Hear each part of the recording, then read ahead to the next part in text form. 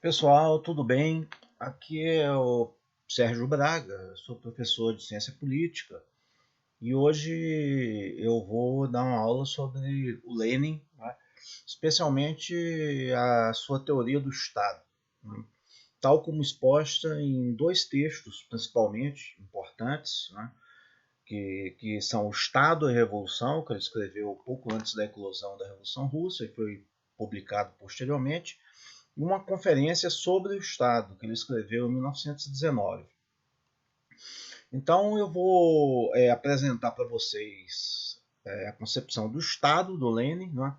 E o que é específico, a meu ver, do Lenin, né? Que define o Lenin basicamente como autor aí, original nesse campo do marxismo. Tá? Então, o ponto de partida da nossa abordagem, né, vai ser essa proposição do Lenin. Né? A questão do Estado é uma das mais difíceis e talvez a mais embrulhada pelos eruditos, escritores e filósofos burgueses. Né? E o que ele quer dizer com essa passagem, basicamente? Né? Ele quer dizer uma série de coisas aí que ele vai desenvolvendo ao longo de suas obras, mas a questão fundamental, né, ele quer criticar diretamente, mais diretamente, duas definições de Estado, né, que ele encontra nos manuais de direito constitucional, por um lado, e na sociologia positivista, por outro. Né? Então, primeiro, ele critica os manuais de direito constitucional que veem o Estado apenas como órgão de manutenção da ordem social, né? Sem colocar a questão da origem do Estado. Né? Ele vai dizer, olha, existiam sociedades, como as sociedades tribais, estudada pelos etnógrafos da época, mas principalmente pelo Lewis Morgan, né? Que escreveu dois livros importantes, Os Iroqueses e a Sociedade Antiga, Ancient Society, né? Que foram resumidos pelo Marx e pelo Engels na origem da família, da propriedade privada e do Estado. Esses manuais de direito constitucional, né, eles não explicam, não colocam a questão de como pode haver ordenamentos sociais e ordenamentos jurídicos sem existir um Estado, né, que imponha esse ordenamento aos atores sociais, aos agentes sociais, né, aos indivíduos, na medida em que eles estão inseridos em relações sociais. Então, essa é a primeira objeção. E a segunda objeção, pelo qual ele acha a questão embrulhada, né, é uma crítica que ele faz ao Spencer, logo no início do livro Estado e Revolução, onde ele fala que o Spencer ele não explica, né, por que a complexificação das sociedades, né, não dá origem a instituições das sociedades tribais mais complexas. Né? Os conselhos de tribo, por exemplo, né? Os conselhos dos celtas, dos gregos, né? Instituições pré-estatais, porque essas instituições não se diferenciam para acompanhar a diferenciação de funções da sociedade. Né? Então deve haver algum processo social que gere uma mudança de qualidade nas instituições políticas, no sistema político, diferenciando os sistemas políticos das sociedades onde existe dominação de classe, diferenças de classe, de estratificação social, daquelas sociedades ou sistemas políticos onde não existe estratificação social, sociedades mais igualitárias, comunitárias. Né? Então, para o Lênin é basicamente a origem da propriedade, o direito de propriedade. Né? Essa é uma mudança qualitativa e o Estado só surge quando surge um direito de propriedade individualizado, né, de um grupo específico que explora, vamos dizer assim, o trabalho, né, que faz com que obrigam as pessoas a trabalhar para eles, né, sob pena de uma sanção ou de demissão. Né? Então, as pessoas que trabalham elas não têm direito a controlar o processo produtivo, os meios de produção, né, e as instituições sociais como um todo. Então, é preciso refletir um pouco sobre essa questão para entender melhor a razão lógica pela qual o Lenin adere à concepção marxista, tal como apresentada pelo Engels, né, em seus trabalhos. Então, os objetivos da aula de hoje vão ser apresentar e recapitular os principais elementos de uma teoria marxista do Estado, e da política também, né? Embora haja políticas na sociedade sem Estado, né? Do Lenin e para outros autores também da tradição marxista. Introduziu o tema das instituições políticas a partir dessa problemática do Estado, né? É uma agenda de pesquisa e de reflexão, né, que deriva dessa problemática do Lenin, e extrair alguns desdobramentos teóricos, né, da abordagem leninista, né, uma agenda, uma série de questões de pesquisa, e também apontar algumas limitações, né, dessa agenda. Né. Então você tem assim uma análise, dois tipos de análise da obra do Lenin, né? Uma análise, uma visão extremamente negativa do Lenin, né? Que vê ele como um grande estrategista político, precursor da ditadura de partido único, do Stalin, do Estado totalitário, né? Que tinha uma visão doutrinária e pouco flexível, né? Do mundo, tinha uma atitude anticientífica em relação à realidade social, né? Uma visão quase religiosa do mundo que se limitava a querer catequizar, né, discípulos sem dar nenhuma autonomia de reflexão para eles. Essa é uma visão que está exposta em vários autores, né, principalmente do campo da esquerda liberal, vamos dizer assim. Né? E você tem outra visão que é a apologética do Lenin, né, que acha que o Lenin é o maior teórico, né, de todos os tempos, que não pode ser criticado, né, que não existem erros, e o mais importante, né, que não existem furos na sua teoria política, né, que, de certa forma, justifiquem os processos de implantação de estados fortes, né, ou autoritários ocorridos no leste europeu, em outros países onde houve tentativas de implantação do socialismo, e que, em última análise, levaram à estagnação, né, desse sistema social, ou pelo menos a desagregação desse sistema social ou a estagnação de algumas experiências. Então a gente tem que ter uma visão mais equilibrada, né, que aí apontar alguns pontos de consenso, né, na obra do Lenin, que procurem valorizar, né, o seu, vamos dizer assim, a sua contribuição teórica, né, ao entendimento do tema do Estado, né, e da transformação social, da revolução, né, também. O livro dele é O Estado e a Revolução. Então tem uma dimensão normativa da reflexão do Lenin, né, prescritiva, melhor dizendo, uma dimensão prescritiva que a gente tem que levar em consideração também, mas que ele tinha a ambição de ser um teórico. Né? Não era só um estudante radicalizado, um pequeno burguês radicalizado, que queria regimentar discípulos fanáticos, mas ele tinha a ambição também de desenvolver a teoria política marxista, de ser um analista político, né? Que postulava a cientificidade, né, do marxismo, do materialismo histórico, da postura socialista, vamos dizer assim. Né? Então vamos recapitular alguns elementos do leninismo. Né? Não vou, né, o Stalin tem um livro famoso chamado Fundamentos do Leninismo, né, onde ele vai caracterizar uma série de elementos constituintes do leninismo. Eu não vou chegar tanto, né, não tenho essa ambição de inaugurar aqui uma nova ortodoxia, mas eu acho que é bom ter em mente, né, alguns elementos para começar a compreender a originalidade, né, do Lenin dentro do campo do marxismo, né, e o que o diferencia em relação a outras concepções teóricas, como, por exemplo, o kautskismo, né, a social-democracia da Segunda Internacional, o próprio stalinismo, né, como querem alguns, a questão aí do Stalin, né, em relação ao trotskismo, em relação a outras correntes aí de pensamento, né, que não têm as mesmas características do leninismo. Né? Então vamos ver quais são esses elementos. Né? Em primeiro lugar, que eu acho importante, ao meu ver, né, é a defesa do materialismo filosófico, né, e da lógica dialética como compreensão da realidade social, como ferramentas de compreensão e de interpretação da realidade social. Né? Então o Lenin ele tinha essa defesa, ele escreveu um livro importante chamado Materialismo e Empirico-Criticismo, né? E escreveu outro trabalho importante, aí, o Caderno sobre a Dialética do Hegel, né? Onde ele vai sistematizar essa posição, né? Que ele desenvolveu de maneira difusa ao longo de vários trabalhos. Então ele tem lá toda uma concepção de materialismo, né?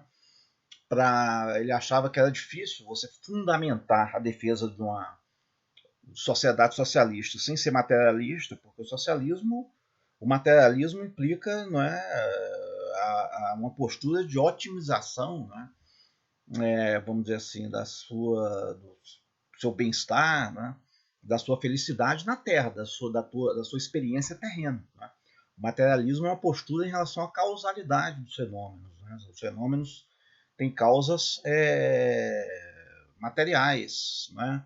E mesmo os fenômenos neurológicos, né, é necessário ter uma base material, uma base neurológica, os fenômenos mentais, os sentimentos, né, para que ele exista. Se você cessa o movimento do cérebro orgânico, a pessoa, né, falece. Não existe uma experiência suprassensível, né, pós-morte para quem é materialista. Né?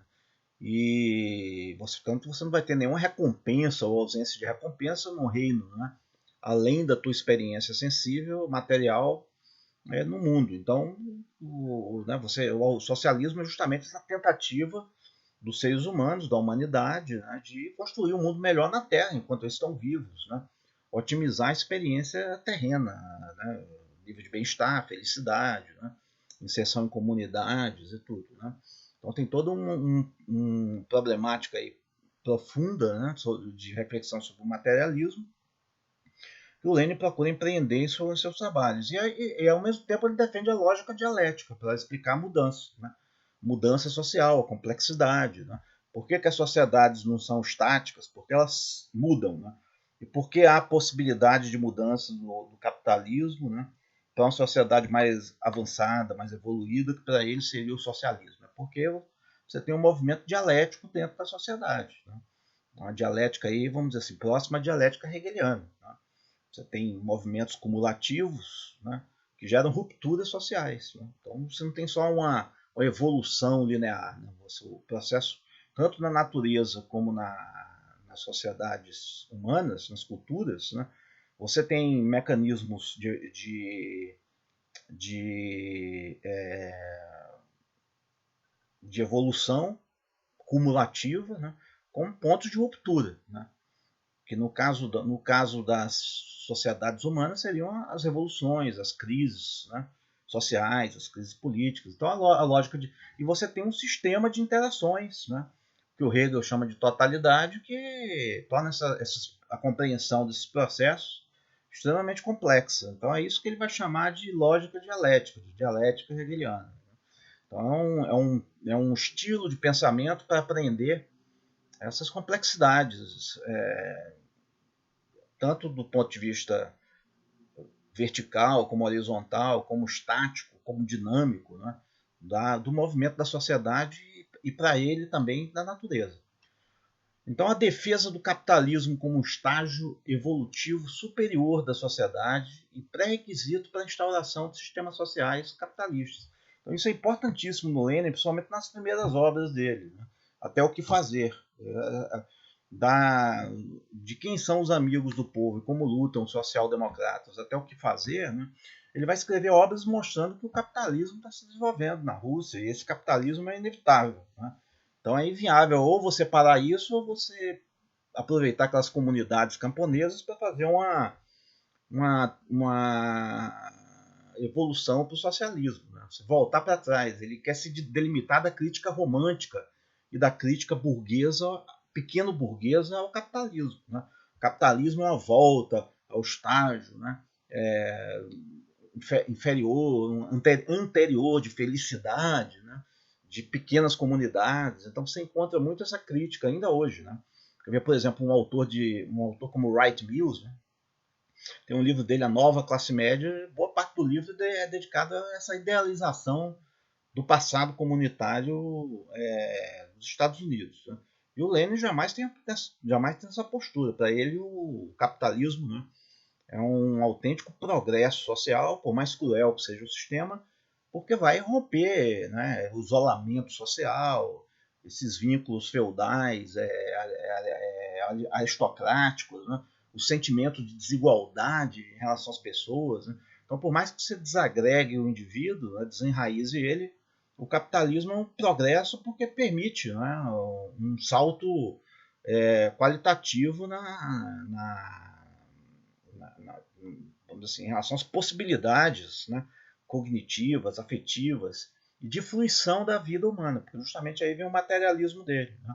O capitalismo abre um leque muito grande de oportunidades, né, para os seres humanos, tanto cognitivas como afetivas, emocionais, né?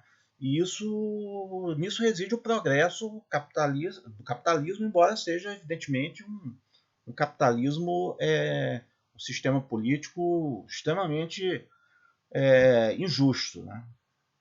Então, o terceiro elemento que eu acho é a defesa da forma partido e do papel das vanguardas, né? Ou das elites dirigentes no processo político. Então, eu acho isso importante também. Né? O Lenin, derivando da social-democracia alemã, do Kautsky principalmente, né? Ele defende a forma partido. Né? Para ele, você tem que ter uma elite, uma vanguarda de estrategistas, de intelectuais, né? Que ele diria lá, intelectuais orgânicos, como o Gramsci vai dizer depois, né? Mas que pensam a estratégia de superação do capitalismo. Né? E isso ele vai justificar por vários fatores. Tem uma grande polêmica sobre isso. Né? Muita gente critica o Lenin dizendo que aí está o embrião, não é, da deformação da sociedade socialista. Tem toda uma polêmica do Lenin com a Rosa de Luxemburgo, né? E depois com os spontaneístas, né, franceses, aí, Castoriadis, Claude Lefort. Né? É uma repercussão, é uma polêmica que ainda hoje continua, mas o Lenin não, né, ele não considera essa vanguarda como um grupo né, estratificado, né, como um grupo inamovível, vamos dizer assim, né, como uma curriola aí, né, uma patota que não esteja controlado pelos trabalhadores, pelos militantes partidários. Né. Essa forma partido tem uma flexibilidade muito grande. E ele vai chamar essa forma partido de centralismo democrático. Né? Por que centralismo democrático? Porque ele admite várias facções partidárias. Né? 99,9%, não há evidência disso, que o Lenin não tem nenhuma postura autoritária, né? É que, quer dizer, que não tenha postura autoritária não, mas que não seja necessariamente uma postura autoritária. Né? O Lenin aqui e acolá ele resvala para um certo centralismo, vamos dizer assim, né? Mas é que ele, 99% da obra dele é polêmicas, né? É formado por polêmicas com outras correntes partidárias, com Trotsky, com os bolcheviques, com os populistas, né? Com outras correntes dentro do partido lá. Então ele estava sempre polemizando, ele queria persuadir, né? E era uma polêmica apaixonada, né? De um estrategista partidário e não de um intelectual puro que está interessado só na cognição da realidade. Tá? Ele é um sujeito assim engajado, diretamente engajado no processo de transformação social e de fazer uma revolução, né, socialista. Então, ele polemiza. Para ele, essa polêmica é um elemento fundamental de educação dos trabalhadores, inclusive. Tá? Então, o Lenin jamais ele quer formar uma oligarquia partidária fora do controle dos trabalhadores ou então impedir a polêmica dentro dos partidos. Né? E ele admite a existência de várias formas, né? Desde formas mais flexíveis até formas mais fechadas, né? Para a luta clandestina e tudo. Mas o importante é que haja essa vanguarda, essa elite dirigente. Né? Então, ele no que e outro ponto importante, isso aí não tem nada a ver com a origem de classe. Né? Então, ele afirma, inclusive, que o partido é um agente de ressocialização dos indivíduos. Né? O sujeito vem da classe trabalhadora, né? A classe trabalhadora começa a estudar, começa a desenvolver atividades intelectuais e se desenvolve do ponto de vista intelectual. E os intelectuais, eles começam, no partido, eles começam a pensar em termos coletivos, né? E são ressocializados através da proximidade com a classe trabalhadora e com o movimento social, a pensar em termos comunitários, saindo do seu isolamento pequeno burguês, do seu isolamento de pequenos produtores. Então, o intelectual, quando ele se insere no partido, por Lenin, né, ele está se inserindo dentro de uma comunidade mais ampla, junto com os trabalhadores, né, e aprendendo com os trabalhadores, né, aprendendo, inclusive do ponto de vista psíquico, né, a sair do seu egoísmo, né, a sair do seu egocentrismo, para entrar dentro de um coletivo mais amplo, dentro do qual ele se transforma num ser que coopere para o sucesso de um empreendimento mais amplo. Né? Quarto ponto que eu acho importante do leninismo, né, que é o Estado como instrumento de dominação de classe, a concepção do Estado como instrumento de dominação de classe, e a necessidade de quebrar o Estado para construir o socialismo. Né? Então, isso eu acho fundamental, essa concepção. Isso diferencia ele de várias outras correntes. Né? Então, Lenin se diferencia do anarquismo, né? da social-democracia, dos marxistas social-democratas da Segunda Internacional. Ele se diferencia do stalinismo, né? Ele se diferencia um pouco também do trotskismo, né? E de vários outros autores, porque ele defende, talvez, do Gramsci também, embora o Gramsci não seja muito claro quanto a isso, né? Mas de uma série de outras correntes aí, porque ele enfatiza isso. Não dá para construir o socialismo sem quebrar o Estado capitalista. A gente vai ver isso aí, o que é exatamente isso. Né? Então vamos ver o que para ele é isso. E o quinto ponto que eu acho fundamental, né, não adere a essa concepção do capitalismo como né, tudo que é sólido desmancha no ar. Né? Que ele acha que as pessoas aderem espontaneamente ao socialismo, à sociedade igualitária. Né? Para ele, não. Para ele, o capitalismo é um sistema social forte, né? Complexo, né? Bastante complexo, e a gente não tem sequer ainda né, conhecimento de como funciona exatamente o sistema. Né? E a luta política pela superação desse sistema, né? Demanda uma reflexão político-estratégia aprofundada e bastante sofisticada, bastante complexa. Né? Então, para ele, o capitalismo é um sistema sólido, né? Que oferece um modelo de sociedade, vamos dizer assim, para grandes grupos sociais, tem um poder de atração muito grande, tem um apelo muito grande, é um sistema progressista, né? Porque potencializa, né? Vamos dizer assim, a abundância material para contingentes grandes de pessoas, né? E não é fácil fazer a crítica desse sistema, e muito menos destruí-lo. Né? Por isso que uma reflexão estratégica sofisticada né, é tão importante para o Lenin, né? E a criação de instrumentos materiais e organizacionais específicos, né? Que corporifiquem, que concretizem essa tomada de posição estratégica. Né? Um capitalismo como um sistema forte, sólido e que permanece, né? Tende a permanecer durante muito tempo, caso não seja feito nada para derrubá-lo, nada de muito consistente para derrubá-lo e oferecer uma alternativa melhor às pessoas, né? Alternativa de sociabilidade melhor. Então, por hoje é só, pessoal.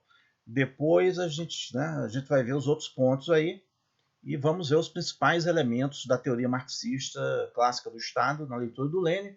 Eu queria só esclarecer esses pressupostos, né, antes da gente entrar no ponto né, daqueles elementos todos. A gente podia ficar horas falando aqui, mas hoje eu vou só me fixar na teoria do Estado, né, hoje e nas próximas aulas. Então é isso, pessoal. Vamos continuar em breve. Né?